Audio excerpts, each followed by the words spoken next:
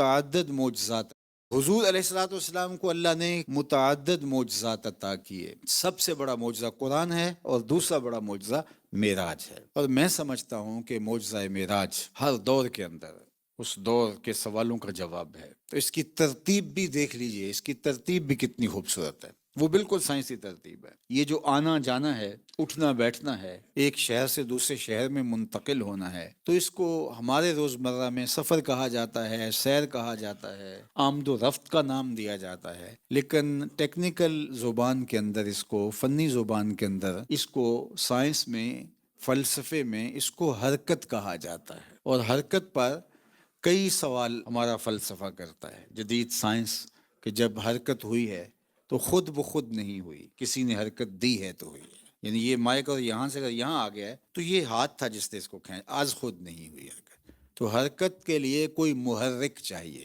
جس نے حرکت دی ہے، اور جس کو حرکت دی جا رہی ہے اس کو متحرک کہتے ہیں کہ اس نے حرکت کی ہے. محرک کون ہے، متحرک کون ہے، پھر حرکت کب ہوئی ہے، پھر حرکت کہاں سے ہوئی ہے، حرکت کہاں تک ہوئی ہے، وجہ حرکت کیا ہے، زمان حرکت کیا ہے.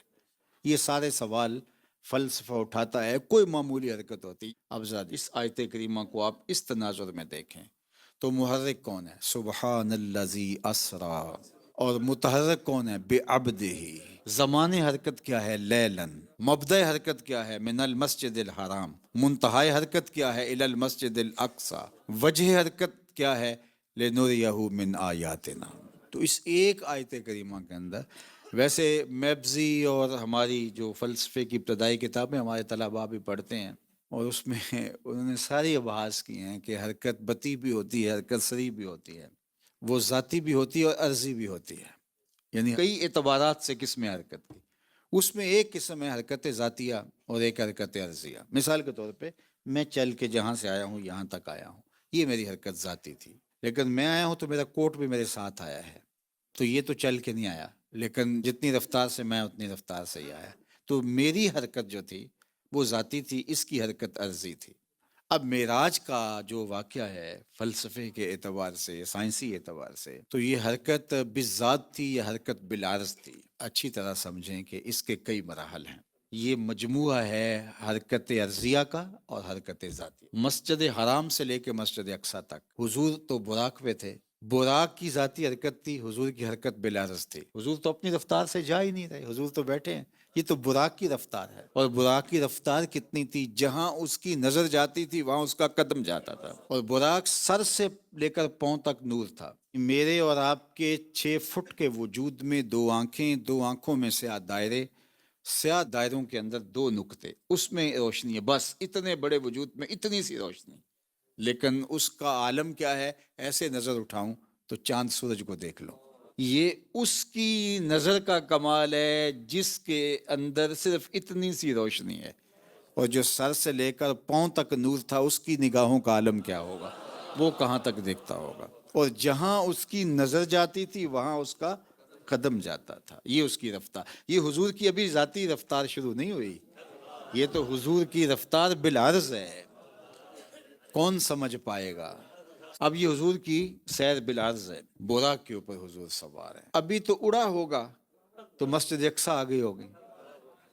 اور میں ابھی ایک سفر پہ تھا تو جہاز لینڈ کیا ہے، ہمیں 20 منٹ پہلے بتا دیا تھا کہ آپ بیلٹ باندھ لیں، ہم اترنے لگے. آہستہ آہستہ آہستہ آہستہ اترے گا. ایک دم اگر اتاریں جہاز کو تو کرش ہو جائے گا، چونکہ رفتار اتنی تیز ہے. اب یہ کیسا شاہ سوار تھا کہ مکے سے اڑے، مسجد اقصی آ گئی، فوراً اتار لیا.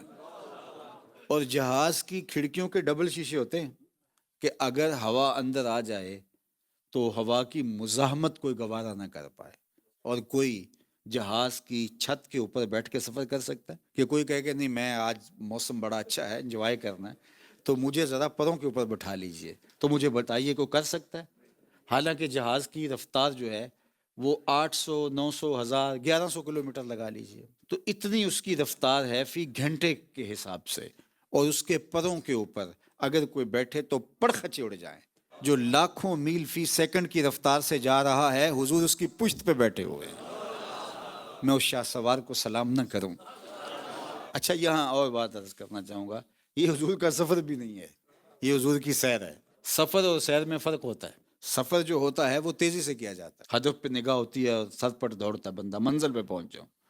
اور جو سیر ہوتی ہے اس میں تیزی مقصود نہیں ہوتی. سیر جو ہے وہ تمہل کے ساتھ کی جاتی ہے، رک رک کے، ٹھہر ٹھہر کے. راستے میں کوئی منظر ہو تو بندہ رک جاتا ہے. دامن دل می کشد کے جائیں جاست، کہ ہر جگہ دل کھنچتا ہے کہ یہ جگہ ہے، یہاں رکے، یہاں ٹھہرے. ہر جگہ پہ ایک نیا لطف کشید کرنے کو اس کا جی چاہتا ہے. تو سیر تو پھر آہستہ آہستہ ہوتی ہے، ٹھہر ٹھہر کے، رک رک کے. اب یہ اتنی صورت کے ساتھ، ابھی سفر ذاتی شروع نہیں ہوا، ابھی عرضی ہے. اور یہ عرضی سفر نہیں ہے، اسرا، یہ سیر ہے. اور اتنی سری ہے کہ انسان کی عقل حیران ہے کہ یہ کیسے ہوا. ویسے لیلن کے اوپر جو تنوین ہے علماء نے کہا یہ تنکیر کی ہے، جو تقلیل وقت کے لیے آتی ہے. یعنی مطلب رات بھی پوری نہیں تھی، رات کا بھی ایک مختصر ترین لحظہ تھا جس میں حضور گئے بھی ہیں اور پلٹ کے آئے بھی ہیں. یہ سفر نہیں، یہ سیر ہے. اور یہ ابھی سیر عرضی ہے. اور مجھے بتاؤ جس کی سیر کا عالم یہ ہے، اس کے سفر کا عالم کیا ہوگا؟